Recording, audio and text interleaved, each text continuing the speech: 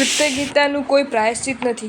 પાણી વહેંચવામાં તલાવ ભલેને ગમે તેટલું કૃપણ હોય, એની દિવાલ તોડીને એને ઉદાર બનાવી શકાય છે.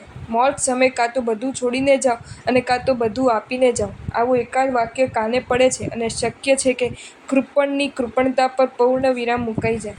કઠોર પણ ભૂમિ પર મેલું મન મૂકીને વરસે છે અને કઠોર ભૂમિ કોમળ બની જાય છે. કઠોર પણ હૈયા પર જીન વચનોનો ધોધમાર વરસાદ વરસે છે અને એ કઠોર હૈયું કોમળ બની જાય છે. કર્કશ શબ્દોચ્ચારણ ભલેને કોકને માટે સહજ બની ગયું છે. નબળા સંયોગની એક જ થપાટ પડે છે અને કઠોર શબ્દોચ્ચારણ પર પૂર્ણ વિરામ મુકાઈ જાય છે. કર્કશ પણ વ્યવહાર બુદ્ધિ પરિપક્વ બનતા સમાપ્ત થઈ જાય એવી પૂરી શક્યતા છે. પણ સડી ગયેલા અથવા તો બળી ગયેલા બીજ પર માળીનો ગમે તેટલો સમ્યક પણ પુરુષાર્થ જેમ રંગ લાવતો નથી, તેમ જેનું હૈયું કૃતજ્ઞ બની ચૂક્યું છે એને ગમે તેટલા પ્રેમ, પ્રોત્સાહન કે પ્રેરણા કૃતજ્ઞ બનાવી શકતા નથી.